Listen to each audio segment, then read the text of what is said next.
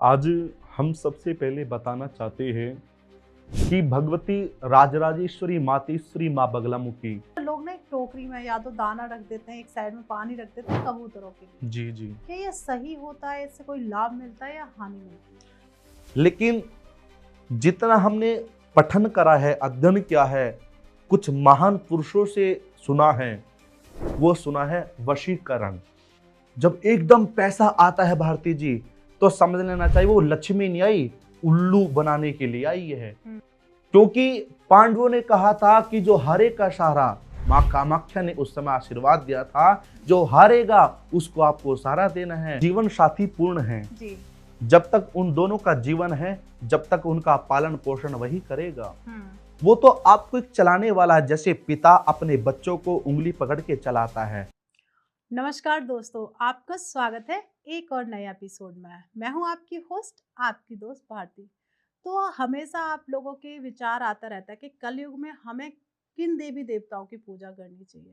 ऐसे देखा जाता है हर एक वीडियोस रील्स में आता है कि कलयुग में माँ काली, माँ बगलामुखी एंड भैरव बाबा, और सबसे ज़्यादा प्रचलन में आते हैं खाटू श्याम जी। अगर हमें इनकी क्यों पूजा करनी चाहिए, क्यों इन्हें कलयुग में इतना महत्व दिया जा रहा है, तो बहुत दिन से मेरे दिमाग में विचार चल रहा था कि इस तरीके से हम कैसे पूजा करें, क्यों इनको ज़्यादा महत्व दिया जा रहा है। पहले तो नहीं इतना था, तो इसलिए मेरे मन में, क्या हमारे जो स्टूडियो में जितने भी लोग थे उनके एक विचार आया, क्योंकि हमारे साथ काफ़ी लंबे समय से एक आचार्य जी जुड़े हुए थे, जो माँ बगलामुखी के कह सकते हैं बाल अवस्था से साधना अर्चना कर रहे हैं। आज हमने अपने स्टूडियो में बुलाया है और हमारे साथ मौजूद हैं साधक आचार्य पुनीत शास्त्री जी, जो कि बाल अवस्था से माँ बगलामुखी की सेवा कर रहे हैं। तो सोचा क्यों ना इन्हीं से ही पूछा जाए कि कलयुग में हम किन देवी देवता की पूजा करें, क्योंकि हर किसी को ना बस जो मन में सोचा वो तुरंत हो जाए।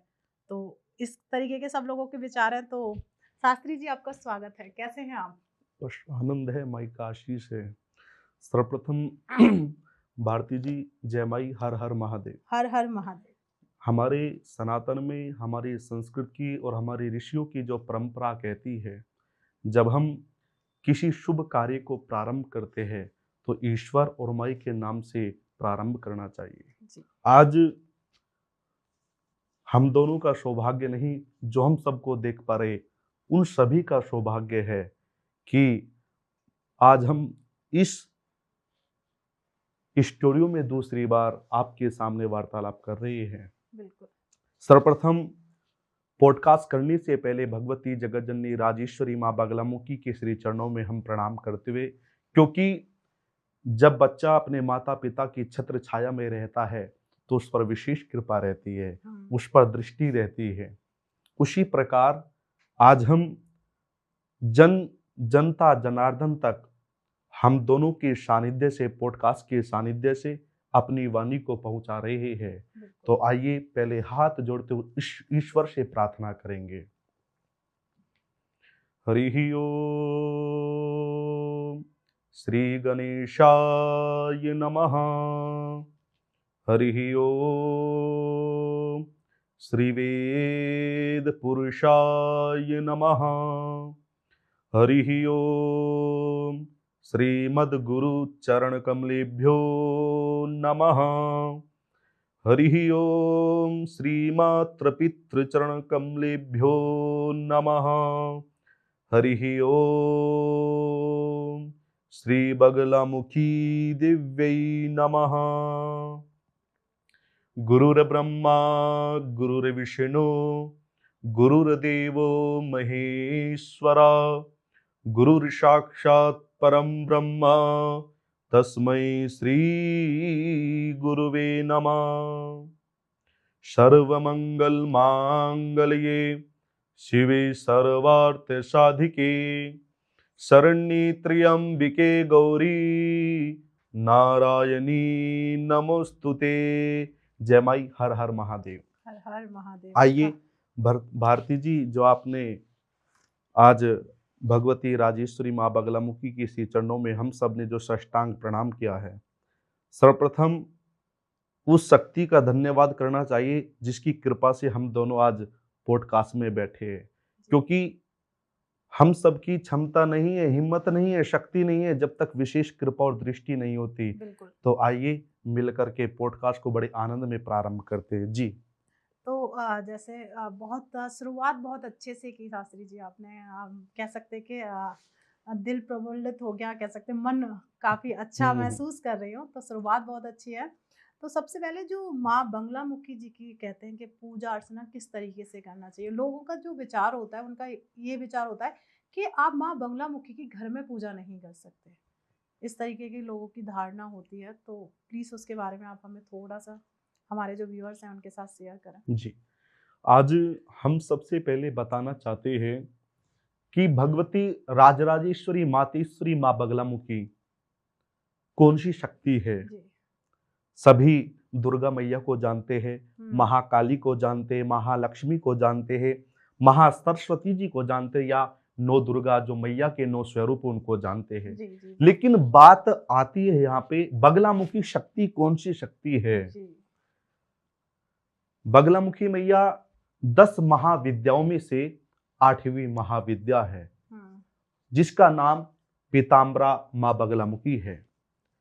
जिस समय इस पूरे जगत चराचर में त्राहिमाम त्राहिमाम मचा हुआ था, इस जगत के पिता भगवान श्री हरि बड़े अचंभा में हुए।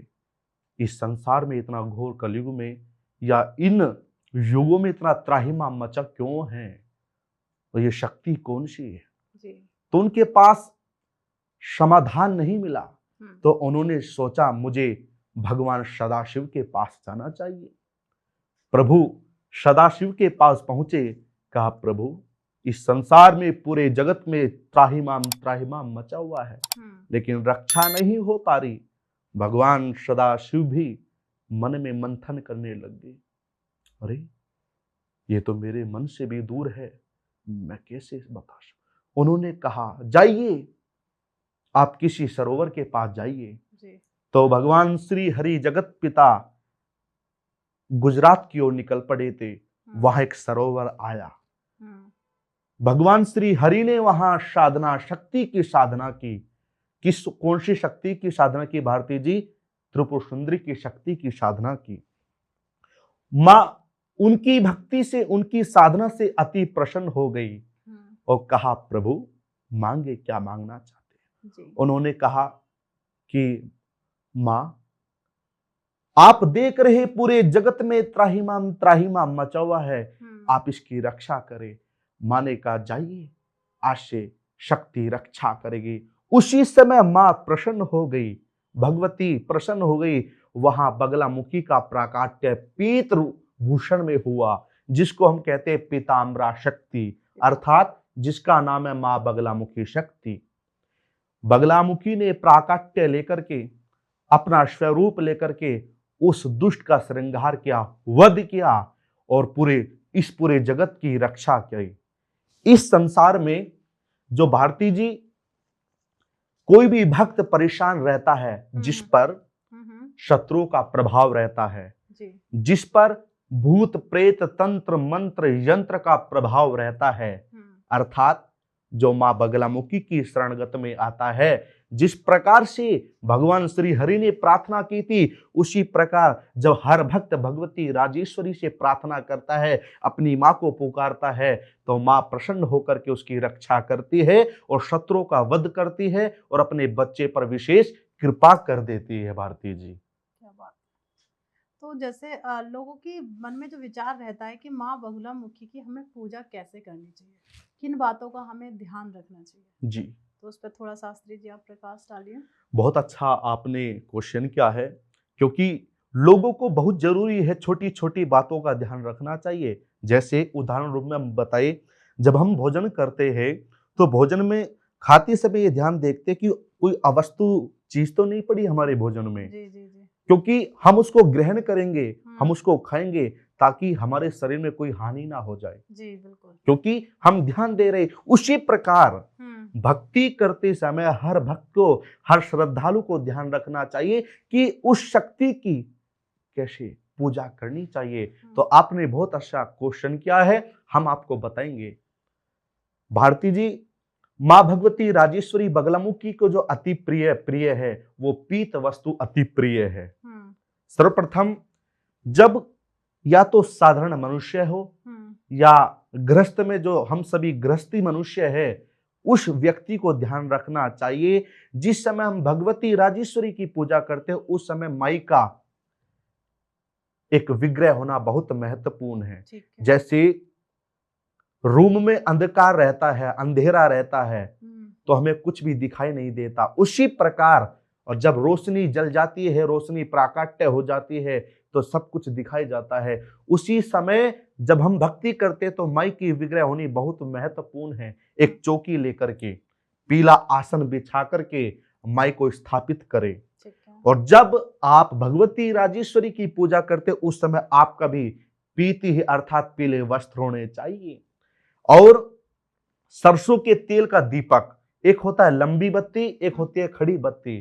तो लंबी बत्ती का ध्यान रखना चाहिए। एक तो हम माई से मांग रहे हैं और एक पूरे संसार के लिए प्रार्थना कर रहे हैं। साधक सबके लिए प्रार्थना करता है, लेकिन गृहस्थी अपने लिए प्रार्थना करता है। भारती जी है, बिल्कुल सही बात। उसी प्रकार हमें खड़ी बत्ती से भगवती की जो जलानी चाहिए। एक तांबे का जल का लोटा लेकर के धूप बत्ती जला करके, या तो गुरु होना चाहिए या बीज मंत्र का जाप होना चाहिए। भगवती के वहां जोत जलाइए, पीले वस्तु या पीले फूल अर्पण कीजिए। और जिस मंत्र से जाप करते हो, जिस माला से जाप करते हो, वो भी पीली हल्दी की माला होनी चाहिए। गोमुखी भी पीली होनी चाहिए। और माँ को जो भोग लगता है वो पीले अर्थात बेसन के लड्डू का या बेसन के हलवे का भोग लगना चाहिए। और प्रार्थना करें, देखना जीवन में कितनी कृपा होनी प्रारंभ हो जाएगी। जी, मतलब इस तरीके से जैसे शास्त्री ने बताया कि हमें किस तरीके से पूजा करनी चाहिए, विशेष बातें जो हमें पीले वस्त्र धारण करने चाहिए। और आपको जो भोग लगा रहे हो पीली वस्तु का लगाना चाहिए। तो शास्त्री जी, जैसे अभी आपने जब स्टार्टिंग की थी कि माँ भगवती जो माँ पीताम्बरा जी की पूजा होती है, जैसे भूत प्रेत कोर्ट कचहरी को लेके बहुत जी, मैंने जी, सुना है कि अगर किसी के ऊपर कोर्ट का केस चल रहा है तो वो बहुत ज्यादा जी। माँ बंगलामुखी की पूजा करता है। तो उन्हें किस तरीके से पूजा करना चाहिए, और कोई ऐसा उपाय शास्त्री जी बताइए कि जिनके पास इस तरीके की प्रॉब्लम है, जी, सरकार से रिलेटेड, आप समझ सकते जी, हैं जी, कोर्ट जी। केस बहुत बड़ी बात होती है। तो उनके लिए कोई ऐसा उपाय आप हमारे व्यूअर्स जो इस टाइम देख रहे हैं तो। बहुत अच्छा। हम वैदिक पद्धति से बताते हैं आपको। हमारे शास्त्र में कहते हैं, ओम हिलिंग बगलामुखी सर्व दुष्टानाम वाचम मुखम पदम स्तंभया जिह्वाम कील बुद्धिम विनाशाय हिलिंग ओम स्वाहा। इसमें तो हमने विजय दिलाने के लिए प्रार्थना की है भगवती से। लेकिन कोर्ट कचहरी की बात आपने भी की, लेकिन हमें वहां विजय को भी प्राप्त करनी है और शत्रु का विनाश भी करना है। तो वहां जहां हमने स्वाहा बोला है, वहां बोलना है फट फट। जहां हमें शत्रुओं को हराना है, शत्रुओं का स्तंभ करना है, तो वहां स्वाहा का उच्चारण नहीं होगा, वहां होगा फट का उच्चारण। तो जैसे आपने बात की विजय कौन से दिन, इसका उपाय क्या है, हम आपसे बात करते हैं भारती जी। भगवती राजेश्वरी का जो दिन होता है वह मंगलवार का होता है, अर्थात जिसको कहते हैं भौमवार, जिसको कहते हैं संस्कृत में भौमवार, लेकिन अर्थात मंगलवार। मंगलवार के दिन एक काम कीजिएगा, आप 5 बेसन के लड्डू लेकर के, और 5 ही बेसन के लड्डुओं में एक एक लौंग का जोड़ा लगाना है, और 5 पतासे लेने हैं उनके साथ, ठीक है। उसके अनुसार 1.25 मीटर पीला वस्त्र लेकर के, और उसके साथ एक नारियल भी लेना है पानी वाला। उस कपड़े में बांध करके माँ बगलामुखी के दरबार में जाइए, या माँ बगलामुखी की प्रतिमा जहां हो, अब मान लिया नहीं हो सकती तो पीपल भी हर जगह रहता है, तो वहां जाइए और इस मंत्र का जाप करना है, ओम ह्रीम श्रीम बगलामुखी दिव्य फट, क्योंकि हमें विजय लेनी है और शत्रुओं का स्तंभ करना है, विनाश करना है, नाश करना है।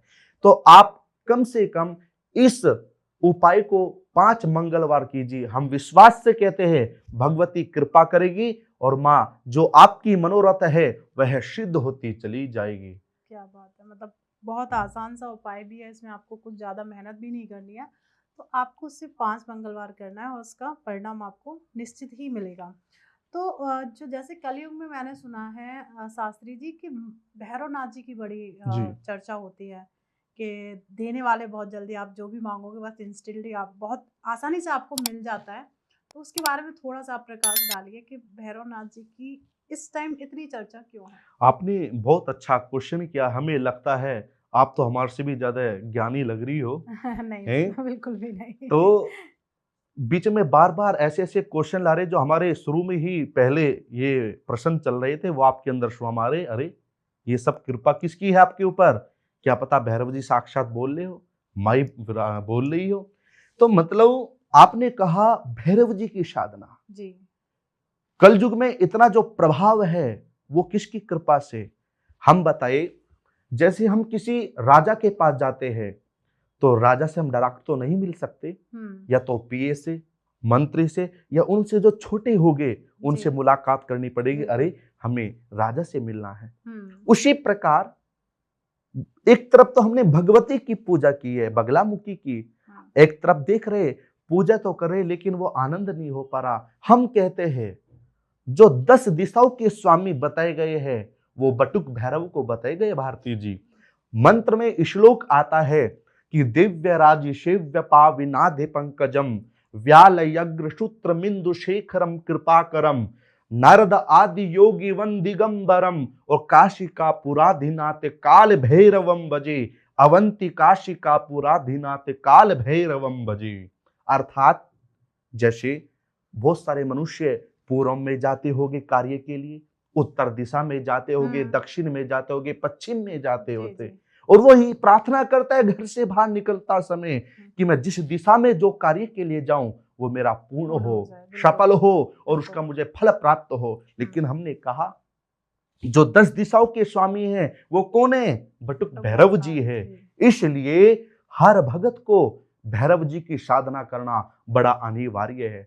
बहुत सारे के व्यक्ति के अंदर, भक्त के अंदर ये मंथन चलता कि भैरव जी की साधना कैसे होती है, कैसे होती है? जी। भैरव जी की पूजा से फल कैसे प्राप्त होता है। लेकिन हम यहाँ कहेंगे गुरु होना बहुत महत्वपूर्ण है। जैसे बच्चे को भूख लगती है और वो अपनी माँ को ढूंढता, मेरी माँ कहाँ है, हुँ, ढूंढता है ना। बिल्कुल, बिल्कुल। और जब तक उसकी माँ उसको, बच्चे को दूध नहीं पिलाएगी, उसको शांति नहीं, क्योंकि माँ आई है। हुँ, ऐसे ही हमें भूख है, और उस भूख को कौन प्राप्त करा सकता है? गुरु करा सकता है। लेकिन जब तक गुरु नहीं होगा, इसका फल भी नहीं मिलेगा। इसलिए इस पॉडकास्ट के माध्यम से हम बताना चाहते हैं, पहले तो अच्छा गुरु को धारण करें। हुँ, जब तक जीवन में गुरु नहीं होगा, किसी भी पूजा का फल प्राप्त नहीं होगा। भारती जी, ये तो आप भी जानता बिल्कुल, हो। बिल्कुल, बिल्कुल, सही बात है ये तो। इसलिए पहले गुरु बनाइए, फिर हुँ, भैरव जी की पूजा कैसे होती है हम आपको उपाय में बताते हैं। हुँ, भारती जी, भैरव जी की पूजा शनिवार के दिन की जाती है। और भैरव जी की जो सवारी है वो कौन सी सवारी है, पता है आपको भारती जी? बिल्कुल नहीं। क्यों नहीं पता? क्योंकि अभी तक आपके जीवन में अच्छा संत, अच्छा गुरु, अच्छा आचार्य नहीं मिल पाया। कुत्ता जो बता गया है हुँ, वो भैरव जी की सवारी बताई गई है। तो शनिवार के दिन आपके जीवन में कोई बाधा आती रहती है, हुँ, या काम नहीं मिल पा रहा, या पूजा का फल प्राप्त नहीं हो पा रहा, तो एक काम अवश्य करें हमारे कहने से। हुँ, शनिवार के दिन 4 मीठे परांठे बना करके, चीनी वाले, हुँ, चीनी नहीं हमारे घर में तो शक्कर, गुड़ वाली शक्कर होती है, उससे 4 मीठे परांठे बनाइए। हुँ, और गाय माता का कम से कम 250 ग्राम दूध, अर्थात 1 पाव दूध लीजिए, हुँ। और प्रेम से कहिए ओम बम बटुंग भैरवाय नमः। क्या? ओम ओम बम बम बटुंग बटुक भैरवाय भैरवाय नमः। नमः। जिस समय हम उस डॉग को, उस कुत्ते को वो खिलाते हैं भैरव रूप में समझ करके, और देखना हम विश्वास से कहते हैं, उधर खिला करके जाइए और उधर प्रार्थना करके जाइए। हम भैरव जी से तब प्रार्थना करते हैं, माई से प्रार्थना करते हैं, आपका काम 100% हो जाएगा, कृपा होती चली जाएगी। कम से कम 4 शनिवार करके देखिए, आपके जीवन में ऐसी कृपा होगी, आपको कोई रोक ही नहीं पाएगा भारती जी। क्या बात है! मतलब शायद लोग कहीं न कहीं छोटी-छोटी कमी कर ही देते हैं पूजा-पाठ में। जैसे आपने बताया कि हर एक पूजा, आप किसी की भी साधना करने जा रहे हैं तो गुरु का होना बहुत जी। ज़रूरी होता है। तो जैसे पहले के लोगों का विचार होता था कि एक शादीशुदा लड़की के लिए या जो भी मैरिड है उसके लिए जो गुरु है वो उसका हस्बैंड होता है। जी।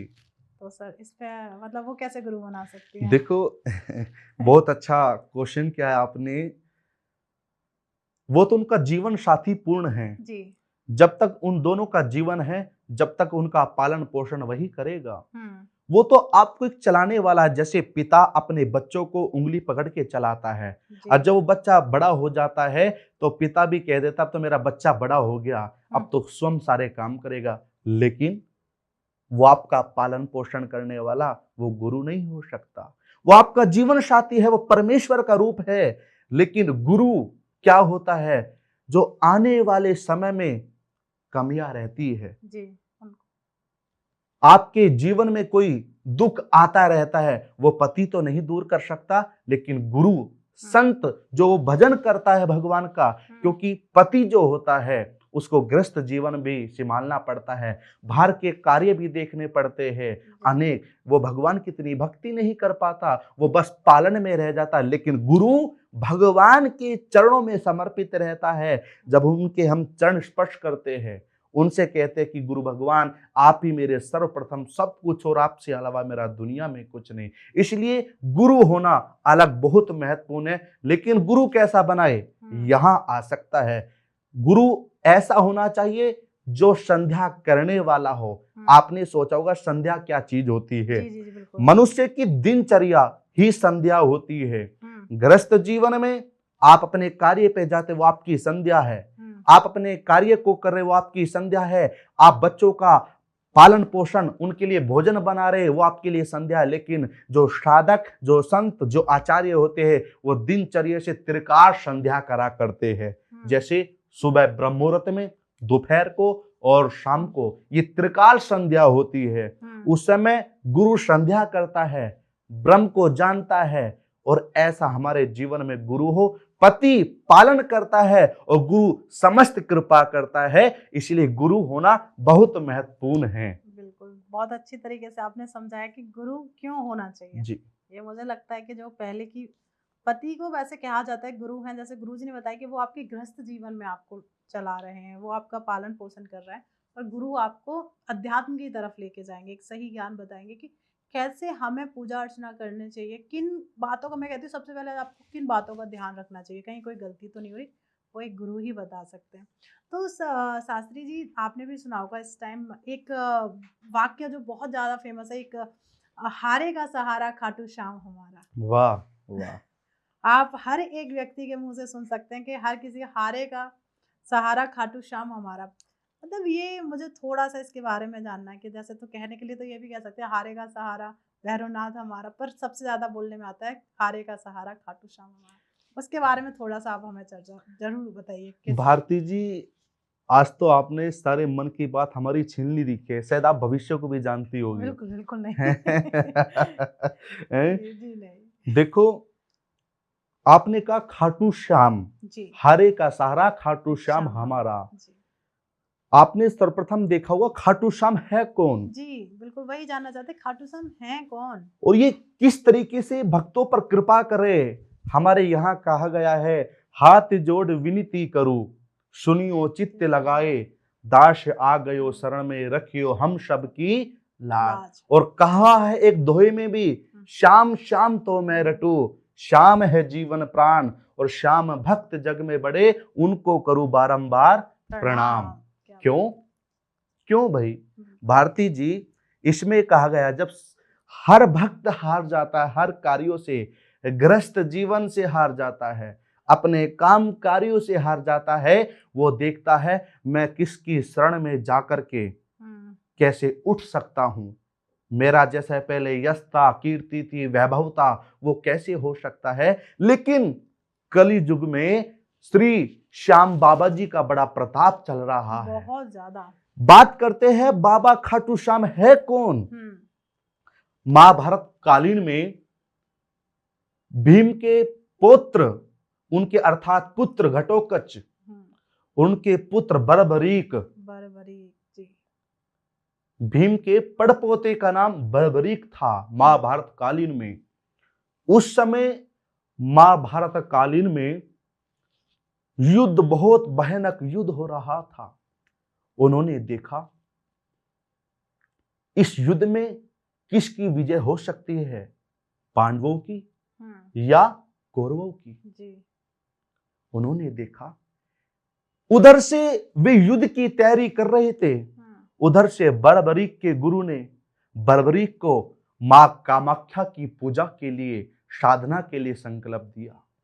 उधर से बर्बरीक जी मां कामाख्या देवी की साधना में, हमारे यहाँ 5 तत्व बताए हैं, उन 5 तत्वों की साधना बर्बरीक के गुरु करा रहे थे। कोई जल की, कोई अग्नि की, वायु की, आकाश की, इस प्रकार से 5 तत्व की साधना बर्बरीक की करवा रहे थे। उस समय कौरवों में, पांडवों में रचना रच रहे थे। कृष्ण भगवान जी उनको उपदेश दे रहे थे कि हमें विजय कैसे, हमें कौरवों को कैसे हराना है, हमें युद्ध में कैसे विजय प्राप्त करनी है। उधर से बर्बरीक की साधना पूर्ण हो गई। मां कामाख्या देवी बर्बरीक से प्रसन्न हो गई। कहा, बर्बरीक, आपने इतनी साधना की, मुझे आपने अपनी साधना से खींच लिया, मांगे पुत्र, आप क्या मांगना चाहते हो? तो बर्बरीक ने कहा, मां, मुझे कुछ नहीं चाहिए, मुझे कुछ नहीं चाहिए, मुझे बस ऐसी कृपा करे जो मैं इस पूरे संसार की रक्षा कर सकूं। मां ने जब प्रसन्न हो गई तो मां ने उनको आशीर्वाद दिया बर्बरीक को, और उनका, आपने सुना, कहते ना, 3 बाणधारी की जय, सुनी होगी आपने। मां कामाख्या देवी ने बर्बरीक को 3 बाण दे दिए शक्ति में। पूरे संसार में ऐसा कोई ताकत योद्धा नहीं हुआ जैसा बर्बरीक था। मां ने प्रसन्न होकर के 3 बाण बर्बरीक को दे दिए, और उनसे बड़ा कोई योद्धा नहीं हुआ। उधर से पांडवों में, कौरवों में युद्ध हुआ, और कहा कि ऐसा कौन सा योद्धा है जो एक क्षण में इस युद्ध को समाप्त कर सकता है। बर्बरीक चल पड़े युद्ध के लिए। भगवान श्री कृष्ण ने देखा, ये तो बड़ा योद्धा है, ये कौन है जो इतना भयानक, जिसके पास 3 शक्ति है। तो श्री कृष्ण भगवान ने ब्राह्मण का स्वरूप ले लिया और कहा, अरे आप कहां जा रहे हो? उन्होंने कहा, मैं युद्ध के लिए जा रहा हूं। कृष्ण भगवान जी ने कहा, आपके पास ऐसी कौन सी शक्ति है जो तुम युद्ध में विजय हो सकते हो? नु कहा, मेरे पास तो कुछ नहीं, मेरे पास तो मेरी मां की कृपा है, मेरी मां की शक्ति है। जैसे कृष्ण भगवान जी ने, अर्थात उन ब्राह्मण ने उनकी परीक्षा बर्बरीक की ली, तो वहां एक पीपल का वृक्ष था। उन्होंने कहा, इस योद्धा को देखना तो चाहिए कि इनके अंदर कितनी शक्ति है, कितना बलवान है जी। तो उन्होंने कहा, आप मुझे शक्ति दिखा सकते हो? जी, मैं दिखा सकता हूं। जैसे ही बर्बरीक ने एक तीर अर्थात बाण लिया, और कहा, कृष्ण भगवान ने, आप मारिए। कितने पत्तों में? उन्होंने, बर्बरीक ने कहा कि प्रभु, मेरे एक बाण से पूरा संसार समाप्त हो जाएगा। तो श्री कृष्ण भगवान बड़े कांपने लगे। ऐसा? तो बर्बरीक जी ने जैसे धनुष बाण उठाया और पीपल में अपने गुरु को और माई को प्रणाम करके मारा, तो सारे पीपल के पत्तों में छिद्र छिद्र होने लगे। और श्री कृष्ण जी ने एक अपने चरण के नीचे एक पीपल का पत्ता भी छुपा रखा था, देखा, अरे उसमें भी हो गया। तो श्री कृष्ण भगवान जी की आंख उस समय खुल चुकी थी। वास्तव में बड़ा योद्धा है। उधर से भीम को पता लगने लग गया। जैसे भीम गंगा किनारे के पास गए पानी पीने के लिए, और अटैक हुआ उन दोनों का, उनमें युद्ध होने लग गया। क्योंकि जब तक भीम को पता नहीं था कि बर्बरीक मेरा पड़पोता है जी। भीम को नहीं पता था। जब देखा भीम को कोई नहीं हरा सकता था, और बर्बरीक और भीम का जैसे युद्ध हुआ, और जैसे बर्बरीक ने भीम को हराने की कोशिश करी, तो ये कोई साधारण बच्चा नहीं है। कृष्ण भगवान बीच में आ गए। अरे भीम, आप किससे युद्ध कर रहे? आप तो अपने वंश से युद्ध कर रहे। अर्थात बर्बरीक ने कहा, प्रभु गुरुदेव, आप क्या कह रहे हैं? जैसे उन्होंने बर्बरीक, कृष्ण जी ने बर्बरीक को बताइए तो आपके बाबा है, अर्थात दादाजी है। उन्होंने उनको प्रणाम किया, और उनको भीम जी को एक विश्वास हो गया, भारती जी, कि वास्तव में बड़े योद्धा है। लेकिन जब मां कामाख्या देवी जी ने उनको 3 भानधारी की शक्ति दी थी, कहा था कि आप हारे के सारे हो, जो हारेगा आप उसको सहारा दोगे। उधर से कृष्ण भगवान पांडवों के पास पहुंचे, उधर से अर्जुन, नकुल, सहदेव और दुर्योधन आदि रचना रच रहे थे। तो जैसे कृष्ण भगवान जी ने कहा, अरे बर्बरी, क्योंकि पांडवों ने कहा था कि जो हारे का सहारा, मां कामाख्या ने उस समय आशीर्वाद दिया था, जो हारेगा उसको आपको सहारा देना है। तो उन्होंने एक ही बात कही थी श्री कृष्ण जी को कि मैं जो युद्ध के समय जो हारेगा मैं उसकी तरफ रहूंगा।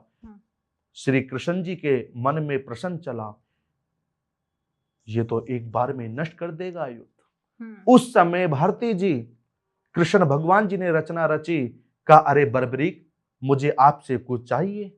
क्योंकि कृष्ण भगवान बर्बरीक के कौन थे? भारती जी गुरु थे। और जब गुरु अपने शिष्य से कुछ मांगता है तो शिष्य का अधिकार होता है उनके नियम का, उनके वाणी का एक ही प्रणव होना चाहिए। तो कृष्ण भगवान जी ने कहा, बर्बरीक, मुझे आपका सिर चाहिए। उन्होंने कहा, गुरुदेव, जो आप दोगे मैं उसको अवश्य प्रदान करूंगा। कृष्ण भगवान जी ने कहा, लाइए। और जैसे बर्बरीक अपने गुरु के लिए उन्होंने अपना सिरधर कृष्ण जी को दे दिया। उस दिन से कहा, आज के बाद जो भक्त हारेगा, आज के भक्त जो हारेगा, आज मैं अपना नाम स्वयं देता हूं। उस समय श्री कृष्ण भगवान जी ने बर्बरीक को अपना नाम दिया था, जिसका नाम है श्याम। क्या नाम दिया था भारती जी? श्याम। जो उनकी गर्दन कटी थी, जब गुरु को दिया तो वे चुलकाना धाम आपने सुना होगा, वहां दिया था। उस गर्दन के बाद खाटू श्याम वहां पहुंची। उस दिन के नाम उनके बाद खाटू श्याम नाम रख दिया। जो भक्त हार जाता है, और वरदान दे दिया कृष्ण भगवान जी ने, भारती जी, जो तुम्हारे दर पे आएगा मेरा नाम उसको हमेशा हरे का सारा कृपा भर देगा। इसलिए उनका नाम खाटू श्याम रखा गया है। क्या बात है। मतलब कह सकते हैं कि पहले मतलब मैं तो आपकी जो खाटू श्याम हारे के सहारा की जो आपने पूरी स्टोरी बताई है, मैं तो वहीं खो गई। तो हमें जैसे अगर मान लीजिए जो भी लोग, तो जैसे चुलकाना धाम हो गया या खाटू श्याम, जहाँ खाटू धाम है, वहाँ पे लोग जाते हैं, उनकी हर मनोकामना पूरी हो जाती है। जी जी। जो व्यक्ति नहीं जा पाता और खाटू श्याम जी की पूजा करता है या उनसे प्रार्थना करता है, तो उनके लिए भी कोई ऐसे उपाय बने हुए हैं शास्त्री जी के, वो अपने घर में करें? क्योंकि आजकल देखा आपने कि हेल्थ बहुत खराब रहती है लोगों की। जी जी जी। तो उससे रिलेटेड कोई ऐसा उपाय आप दे दीजिए जिन वो घर बैठ के भी जो असमर्थ है, नहीं जा सकते। जी, आपको क्या प्रिय है भोजन में? मुझे सबसे ज्यादा प्रिय क्या है? बहुत सारी चीजें हैं। मुख्य तो कुछ होगी। चावल। चावल। चावल प्रिय है ना? बहुत जब आपके सामने हम चावल रख दे भारती जी, तो आप सारे काम छोड़ के देखोगी चावल आ गए, मुझे एकदम चावल खाने हैं, क्योंकि आपको वे अच्छे लगते हैं। इसी प्रकार बाबा खाटू श्याम की जब हम पूजा करते हैं, एकादशी का बड़ा महत्व बताया गया है हमारे यहाँ। हमने कहा जब भक्त हार जाता है और उसके दर पे जाता है तो वो हारे का सारा है, वो अपने बच्चे को हराता नहीं, उसको उठा देता है। आप एक नियम बनाइए, एकादशी के व्रत रखें। हमारे यहाँ जया एकादशी होती है, विजय एकादशी होती है, और बहुत सारी एकादशी, 24 एकादशी जो बताई गई है। एकादशी के दिन आप एक काम करें, बाबा खाटू श्याम को जो अति प्रिय भोग है वह चूरमे का भोग है। चूरमा, खीर का भोग अति प्रिय है बाबा खाटू श्याम जी को। आप अच्छा भाव से, श्रद्धा से चूरमे का भोग बना करके और प्रार्थना करें इस मंत्र से, ओम श्री श्याम देवाय नमः, ओम श्री श्याम देवाय नमः।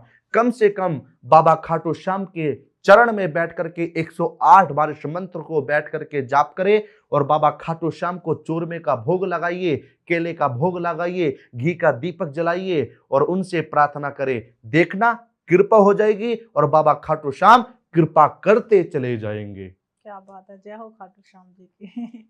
तो शास्त्री जी, आपने कई बार देखा होगा जो लोग नया घर बना रहे होते हैं जी, तो वो अपने घर के बाहर ना एक मैं कह सकती हूँ बियर्ड सा एक फोटो जैसे राक्षस की छवि दिखती है, वो लगाते हैं, उसे क्यों लगाना चाहिए? उसके बारे में थोड़ा अरे सा। बहुत अच्छा क्वेश्चन क्या है। आजकल मनुष्य के अंदर भ्रम है नजर का। नजर का। आप हमारे सामने पॉडकास्ट में बैठे हो और श्रद्धालु भी 8 10 20 श्रद्धालु हम सबके सामने बैठे हैं। कोई देखे अरे भारती जी तो बड़ी दिव्य लग रही है, भारती जी तो बड़ी सुंदर, क्या आपके नजर लग जाएगी क्या? क्या कह सकते हो आप इसमें? कह सकते हैं जो हमारे बड़े बुजुर्ग कहते थे कि इस तरीके से नजर लगती है। या तो आपके अंदर भक्ति कम है, हम्म या आपके ऊपर भगवान की छत्र छाया कम है, हम्म इसलिए नजर लगेगी।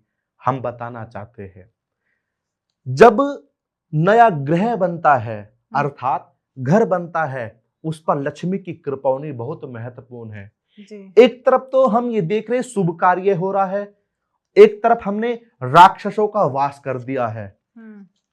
आपने कहा चित्र राक्षस वाला चित्र लगा देते जी हैं। जी। हम बताना चाहते हैं इस पॉडकास्ट के माध्यम से, वो चित्र उनको लाभदायक नहीं देता है, हानि देती है। जहां हमें भारती जी लक्ष्मी जी का आवाहन करना चाहिए, जहां कुबेर भगवान का आवाहन करना चाहिए, जहां गणपति जी का आवाहन करना चाहिए, उन लोगों ने जिसके अंदर बुद्धिहीन है, मूर्खता है, उन्होंने वहां राक्षसों का आवाहन किया है। अरे आप गृह में प्रवेश करोगे तो हम कहेंगे सुबह आइए, लक्ष्मी जी आइए, और आपने क्या लगाया है? प्रेत का चित्र लगाया है। इसलिए आप लक्ष्मी जी को नहीं बुला रहे, प्रेतों को बुला रहे। आजकल देखा होगा आप सभी ने भारती जी, जब हम गृह प्रवेश में नए घर में जाते हैं तो रोग बीमारियां होने लग जाती है। यही कारण है जो ये राक्षस वास कर लेते हैं। इसलिए इस पॉडकास्ट के माध्यम से हम बताना चाहते हैं, लोगों को प्रेतों का चित्र नहीं लगाना चाहिए, लोगों को प्रेतों का वास नहीं कराना चाहिए। भगवान की विग्रह लगाइए, दुर्गा जी की विग्रह लगाइए, शिव जी की विग्रह लगाइए, गणेश जी की विग्रह लगाइए, और फिर देखना रोग जीवन में नहीं आएंगे। आपके ऊपर लक्ष्मी नहीं, अनंत 33 करोड़ देवी देवताओं की कृपा होने लग जाएगी, और वो घर आपका सूट आप सबके ऊपर होता चला जाएगा। बिल्कुल। तो गुरुजी अभी जैसे आपने बताया उसी में मेरे तुरंत एक सवाल क्लिक किया है कि अभी हमारे यहाँ कई पॉडकास्ट हुए हैं, या मैंने कई बहुत सारे पॉडकास्ट में देखा है कि घर के आगे हमें भगवान को नहीं बिठाना चाहिए, ना उनका कोई विग्रह लगाना चाहिए। तो वहाँ पे थोड़ा सा ये मिस एंड मैच हो रहा है। हम कहते हैं अरे सुमन सुगंधी सुमन लियो, सुमन सुगंधी सुजान, पुष्पांजलि अर्पण करो मेरे महादेव करो स्वीकार, या माँ बगलामुखी करो स्वीकार। आप देखना अतिथि देवो भवा, अतिथि देवो भवाहा कहते हैं ना। बिल्कुल। ऊपर पंखा है, नीचे हम बैठे हैं। ऊपर पंखा अपना कार्य कर रहा है, अर्थात पंखा कार्य कर रहा, लेकिन हवा हम सबको लग रही है, आपको भी, हमें भी, और जो जितने बैठे इनको हवा लग रही। पंखा तो अपना कार्य कर रहा है ना। किसकी छत्र छाया में बैठे हैं हम? पंखे की छत्र छाया में। और ऊपर किसकी टैल लगी है? भगवान की टैल लगी है, भगवान की प्रतिमा लगी है। और नीचे कौन है? उनके बच्चे। अब ये बताइए, हवा अच्छी लग रही है, पंखा अच्छा लग रहा है भारती जी? हवा। और कौन दे रहा है? पंखा दे रहा है। अर्थात भगवान की छत्र छाया में हम बैठे हैं, इसलिए भगवान की विशेष कृपा में हम बैठे। हम अपने घर में नहीं, भगवान के घर में बैठे। इसलिए जब हम घर में प्रवेश करते हैं तो भगवान के प्रतिमा से दर्शन करके हम प्रवेश करते हैं। इसलिए भगवान की प्रतिमा लगनी बड़ी अनिवार्य है। क्या बात है, मतलब गुरुजी ने बहुत अच्छे से एक्सप्लेन किया कि हमें क्यों लगानी चाहिए। हर किसी के दिमाग में विचार था कि अभी भारती जी आपने एक वीडियो डाली है जिसमें गाय के बाहर भगवान की प्रतिमा नहीं लगानी चाहिए, एक वीडियो में है कि आप प्रतिमा लगाइए, पर गुरुजी ने बहुत अच्छे से उसे एक्सप्लेन किया है कि हमें क्यों लगानी चाहिए। वो चीज़ आपके समझ में आ गई होगी। जैसे हम लोग गृहस्थ जीवन अपना जी रहे हैं, अपने घर में रहना शुरू कर दिया है, अपना गृहस्थ जीवन शुरू कर दिया, क्या गृहस्थ जीवन में रहते हुए हमें माँ बगलामुखी की सेवा करनी चाहिए, बटुक भैरव जी की सेवा करनी चाहिए, या फिर हम खाटू श्याम जी की सेवा करनी चाहिए, जो अनंत देवी देवता हैं, तो हम उनकी किस तरीके से पूजा पाठ कर सकते हैं? कुछ उस पर भी जानना भारती जी, हम किसके बच्चे हैं? भगवान के बच्चे हैं। हम भगवान के बच्चे हैं ना। आपने अभी क्वेश्चन क्या था? हमारे मन में कोई बात नहीं थी, लेकिन भगवान की कृपा से वो भी हो चुका जी। हमारे मन में कोई आशा नहीं थी, विनती नहीं थी, मनोरथ नहीं था, लेकिन भगवान ने वो फल दे दिया हमें। और जब हमें भगवान अचानक फल देते हैं, हम उसको अनादर से बाहर डाल देते हैं या स्वीकार करते हैं? स्वीकार करते हैं, बिल्कुल। क्योंकि वो भगवान ने दिया है। हम्म। इसलिए गृहस्थ जीवन से बड़ा कोई जीवन नहीं होता भारती जी। गृहस्थ प्रवेश महान प्रवेश बताया है। इस संसार में साधु, संत, महात्मा, आचार्य, ब्राह्मण अर्थात जितने प्रखंड संत महान पुरुष है वो गृहस्थ जीवन से होते हैं। इसलिए मां बगलामुखी की साधना, खाटू श्याम जी की और अनंत जो शक्ति है, गृहस्थ प्रवेश से ही सर्वश्रेष्ठ वह पूजा मानी जाती है। हमारे शास्त्र तो कहते हैं जब तक जोड़े से पूजा नहीं होती, जब तक वो फल उसका पूर्ण नहीं होता, और जब जोड़े से पूजा होती है तो उसका फल पूर्ण हो जाता है, उसका प्रताप अच्छा आता है। जैसे भगवान राम जी ने जब जानकी माता नहीं थी, उनकी प्रतिमा रख करके यज्ञ किया था, कहा था यज्ञ रूप प्रभु हमारे भाव उज्जवल कीजिए, छोड़ देवे छल कपट को मानसिक बल दीजिए, वेद की बोले ऋचाए सत्य को धारण करे, हर्ष में हो मग्न सारे शोक सागर से दूर करे। गृहस्थ जीवन में देखो कितनी बात आई है, लेकिन अर्धांगी के बिना कुछ नहीं है। इसलिए हर पूजा गृहस्थ से ही पूर्ण होती है। भारती जी क्या बात है। तो एक और सवाल गुरुजी आपसे कि पार्टनर, आपने कहा कि दोनों पति पत्नी के एक साथ पूजा करने से आपकी मनोकामना पूरी होगी। एक मान लीजिए, चाहे पत्नी को मान लीजिए या पति को मान लीजिए, एक नास्तिक है एक आस्तिक है जी, वहां कैसे जोड़े में पूजा होगी? आपने हम उदाहरण में बताए, एक हमारी देवी थी बड़ी श्रद्धालु, वो तिलक नहीं लगाती थी। हमने कहा अरे ब्रह्म आज्ञा चक्र को जगाने के लिए आकर्षण होना बहुत महत्वपूर्ण है। जैसे इस संसार में दो रंग बताई है, एक भूरा एक काला। जैसे एक अंधेर एक चंदन, जैसे दीपक जलाना और दीपक को बुझाना, एक पहरु को हमेशा दो पहरु होते हैं। इसी प्रकार नास्तिक और आस्तिक, हमने देखा हमारी भारती जी ने तिलक लगाया है, हम बड़े प्रभावित हुए, क्योंकि लगता है कि भारती बड़ी साधना करती होगी, बड़ी भक्ति करती होगी, बड़ी सात्विक होगी। जैसे जल में जो वस्तु मिलाओगे वैसी होती चली जाएगी। जी बिल्कुल। दूध में रंग मिलाओगे तो वैसा तो नहीं होगा, लेकिन जल में जो वस्तु मिलाओगे वो वैसी होती चली जाएगी। एक आस्तिक रहता है या एक नास्तिक रहता, आस्तिक रहने वाला नास्तिक को अपने में प्रवेश कर लेता है, जो लेकिन वो समर्पित भाव वाला होगा। इसलिए आप अपना काम करिए, भगवान की भक्ति कीजिए और देखना वो जो नास्तिक प्रवृत्ति वाला मनुष्य है एक दिन वो आस्तिक जरूर हो जाएगा। भारती जी क्या बात है। क्योंकि सत्संग का प्रभाव होता है, विचारों का प्रभाव होता है। जैसे हम दोनों पॉडकास्ट कर रहे हैं, हम दोनों के एक विचार मैन हो गए तो लगेगा हम दोनों का कोई नाता था, क्योंकि विचार आ चुके। जैसे गंगा जल में जो स्नान कर लेता है पवित्र हो जाता है, और जैसे विचारों में एक हो जाता है वो भी पवित्र हो जाता है। ऐसे आस्तिक जब साधना करता है, भजन करता, अपना कार्य करता है, नास्तिक भी आस्तिक हो जाता है। क्या बात है। तो आप मतलब भाव से उनको साथ में ले सकते हैं अपने जी। तो धीरे धीरे उनके अंदर भी वो चीज आने शुरू हो जाएगी। तो शास्त्री जी, अभी शिवरात्रि आने वाली है, बहुत अच्छा एक दिन आने वाला है, तो उस दिन बच्चों के एग्जाम भी बहुत चल रहा है जी, तो उन्हें किस तरीके से साधना करनी चाहिए या भोलेनाथ की पूजा पाठ किस तरीके से करनी चाहिए? उस दिन विशेष दिन कहा जाता है। आपने कहा भोलेनाथ जी, अरे वाह, इस संसार में जब हार जाते हैं भारती जी, सारे देवता सारे देवी, मतलब जो भी इस संसार में हैं, तो वे एक ही चीज चुनते, देवों के देव महादेव के पास जाने से हमारे सारे रास्ते खुलते चले जाएंगे। मेरे भोलेनाथ जो भोले है, और नाथ का अर्थ है कृपा करने वाला, और भोले का अर्थ है नर्मता और दया करने वाला जी। इसलिए 26 तारीख को त्रयोदशी के दिन, कृष्ण पक्ष अर्थात बुधवार के दिन, यहां दो योग बने हैं भारती जी। एक तो बुधवार जी, बुधवार का अर्थ है बुद्धि को तेज करने वाला, ठीक है, बुद्धि को चतुर करने वाला। एक है त्रयोदशी, शास्त्र कहता है सप्तमी अष्टमी चतुर्दशी दोज और त्रयोदशी ये तिथि कुली तिथि होती है। एक भगवान शिवरात्रि। हम्म, कितने योग बने? एक के साथ कई योग बने हैं।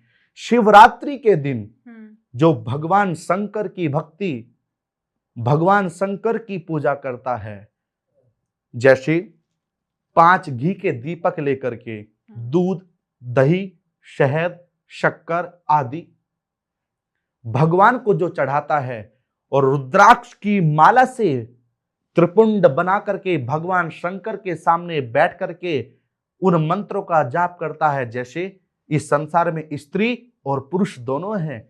शिव महापुराण की कथा कहती है भारती जी, स्त्री को कैसे जाप करना चाहिए और पुरुष को कैसे जाप करना चाहिए। तो शिव महापुराण की कथा कहती है स्त्री हो तो नमः शिवाय का जाप करना है। क्या भारती जी? नमः शिवाय।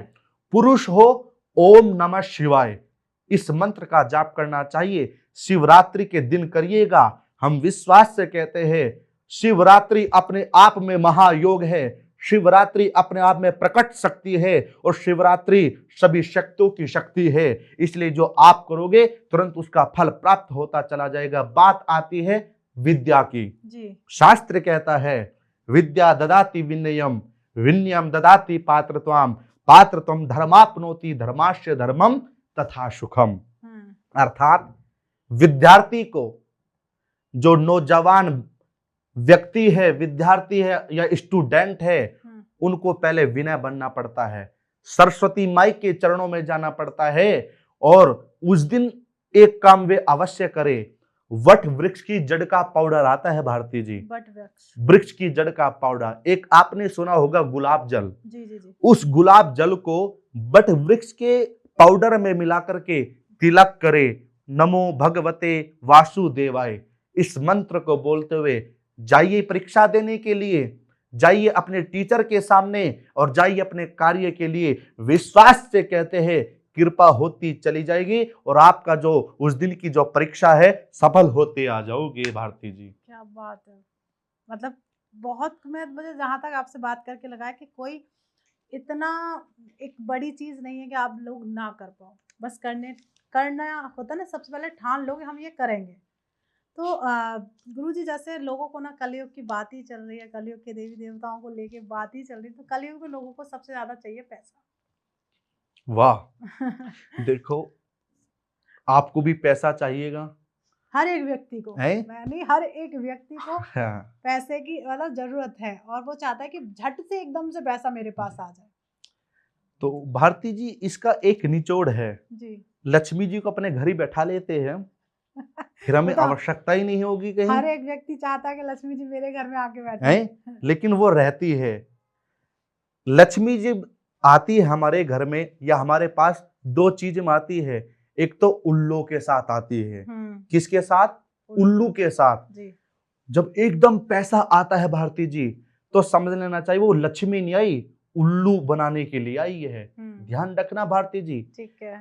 हम इसलिए उदाहरण में बता रहे ताकि जो लोगों का भ्रम है मुझे पैसा ही बहुत कुछ चाहिए, लक्ष्मी से ही सारे काम हो सकते, मानते हैं, हमें भी आवश्यकता है क्योंकि सुविधाओं को, व्यवस्थाओं को चलाने वाली लक्ष्मी है। लेकिन हमने कहा है उल्लू की सवारी, एकदम जब पैसा आ जाता है वहां समझना चाहिए कि यहाँ लक्ष्मी नहीं अलक्ष्मी आई है, यहाँ लक्ष्मी नहीं अलक्ष्मी आई है। और अलक्ष्मी जब आती है तो उल्लू के साथ आती है और वो उल्लू बना करके एकदम उड़ जाती है। लेकिन हमें किसको प्राप्त करना है? स्थायी लक्ष्मी, स्थायी लक्ष्मी को प्राप्त करना है।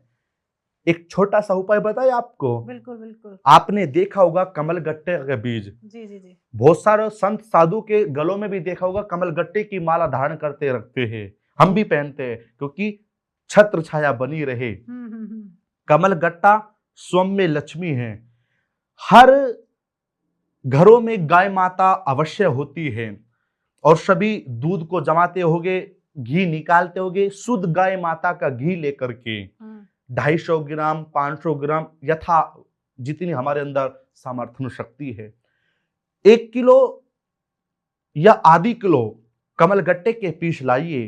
कौन से दिन? गुरु बृहस्पतिवार के दिन, जिसको कहते हैं वीरवार।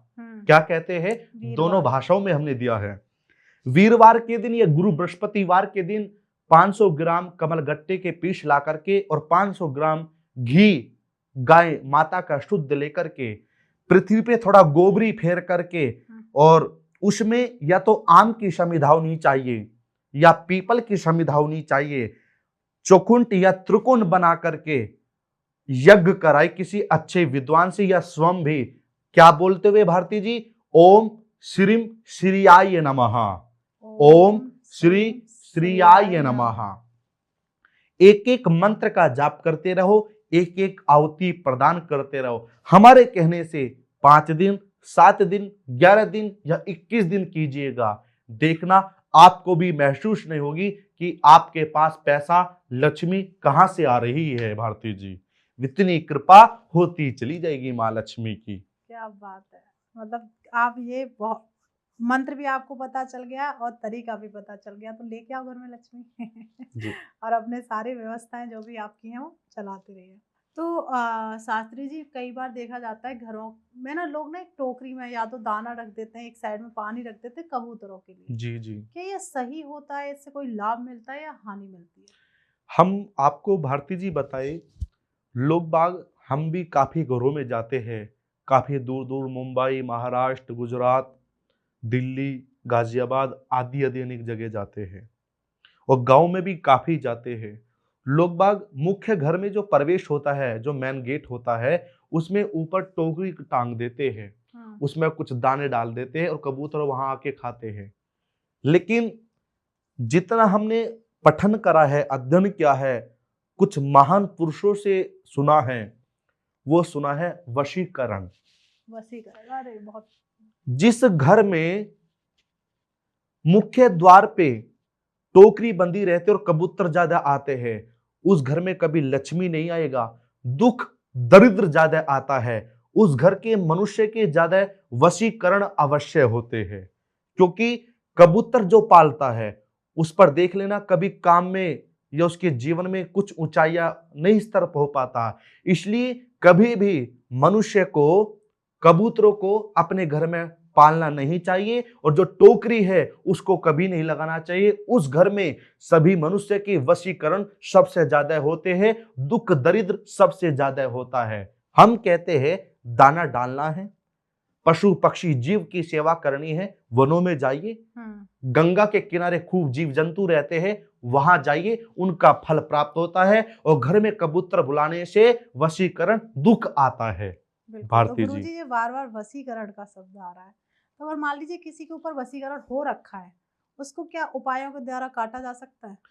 हर चीज का साधन है। हमने कहा जैसे अंधेर और चंदन, ऐसे ही वशीकरण जो करता है उसका भी अवश्य होता है। जैसे किसी ने हमारे ऊपर वशीकरण किया है और उसका कोई निवारण नहीं हो पा रहा है, लेकिन अच्छा साधक हो जो काट सकता है जी। जैसे एक तो भैरव जी की साधना कर रहा है, एक बगलामुखी की साधना कर रहा है, एक कालिक की साधना कर रहा है, ऐसे ही वशीकरण कौन से देव, कौन सी शक्ति की साधना से काट सकते हैं, उसका नाम है भैरव। भैरवनाथ की साधना से हम वशीकरण काट सकते हैं। अब बहुत सारे लोगों के दिमाग में कैसे आइए हमारे पास, हम पूजा पाठ कराएंगे। तो मतलब हम ये कह सकते हैं कि वशीकरण को आप एक उपाय के द्वारा नहीं काट सकते, आपको एक साधक की जरूरत पड़ती है। जी जी। तो मान लीजिए जैसे पति पत्नी के रिलेशंस को आप देखें, आज के टाइम में तो बहुत झगड़े होते हैं। बहुत सुंदर। ठीक है, तो मतलब उसमें भी हम वशीकरण कर सकते हैं क्या एक दूसरे के ऊपर? आप भी तो शादीशुदा हो ना? बिल्कुल। तो आपके तो युद्ध नहीं होता? नहीं, हम तो अभी शायद इसलिए युद्ध कम होते हैं। अच्छा। बहुत सुंदर आपने क्वेश्चन किया है भारती जी। ये छोटी छोटी बातों का हम सबको ध्यान रखना चाहिए जी। और हम भी काफी घरों में जाते हैं, घरेलू, हमारे सामने तो नहीं लेकिन बाद में आपस में युद्ध बहुत होते हैं। हम कहना चाहते हैं जिस रूम में वे रहे, जो उनका बेड रूम है, आपने देखा होगा जो घोड़ों की विग्रह होती है जी। एक घोड़े का तो विग्रह है बाया पैर, एक का दाया। जिस घोड़े का सीधा पैर आगे रहता है, एक तो वो मूर्ति टांगनी चाहिए उत्तर दिशा में, ठीक है, और उस बेडरूम में घी का दीपक जलाना चाहिए। घी का दीपक। उस स्त्री को बराबर बट वृक्ष गुलाब जल को मिला करके उसका तिलक लगाना चाहिए। उस स्त्री को भगवान विष्णु और लक्ष्मी जी की पूजा करनी चाहिए। उन दोनों में इतना प्रेम होगा, अटूट प्रेम होगा, उनके जैसा उनमें कभी युद्ध नहीं होगा, ना वशीकरण होगा, और हमेशा कृपा होती चली जाएगी और उनका प्रेम हमेशा ऐसा ही रहेगा। क्या बात है। तो गुरुजी मुझे तो एक चीज बता दो, आकर्षण बढ़ाने के लिए कोई उपाय बता दो। बहुत अच्छा उपाय है। मन में जो हम इस शरीर को चला रहे हैं भारती जी, कौन चला रहा है? सांस। बिल्कुल सांस को हमने निकाल दिया, ये सही। ढांचा बच जाएगा, बिल्कुल कुछ नहीं रह पाएगा। जी जी जी। उस सांस में अपने इष्ट का नाम समा लीजिए। जैसे आपका इष्ट कौन है, बात करी जाए भारती जी? लड्डू गोपाल। लड्डू गोपाल जी। लड्डू गोपाल जी का मंत्र कौन सा जाप करते हो आप? मैं तो ज्यादा मोस्ट ऑफ हरे कृष्णा कृष्णा कृष्णा हरे हरे हरे, हरे हरे राम है। राम राम। यही हर सांस में चलना चाहिए।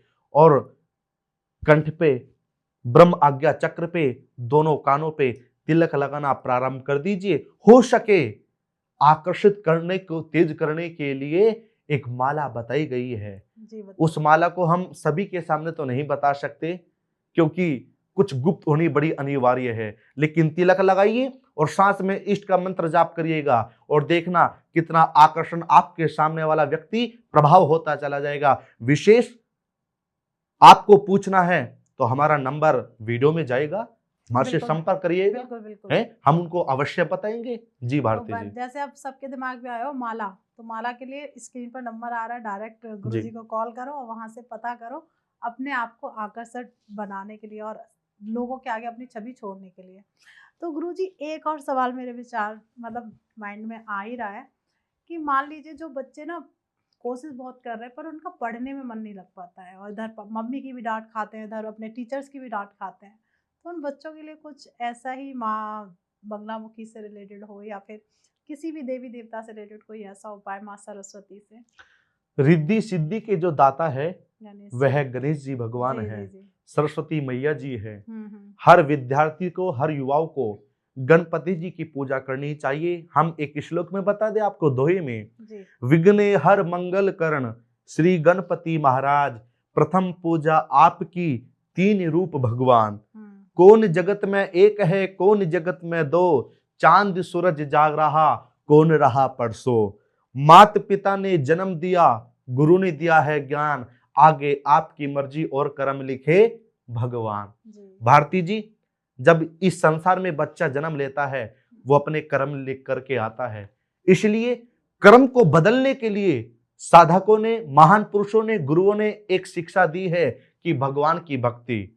आप, हम विश्वास से कहते हैं, चंद्रमा जिसका कमजोर होता है, जिसका चंद्रमा कमजोर होता है, वो व्यक्ति मानसिकता से, पढ़ाई से बिल्कुल कमजोर होता है। और जिसका चंद्रमा मजबूत, बलवान होता है, वो व्यक्ति हष्टपुष्ट होगा, बुद्धि में तीव्र होगा और बुद्धि में पावरफुल होगा। जिसका चंद्रमा, और चंद्रमा गणेश किसके पुत्र है?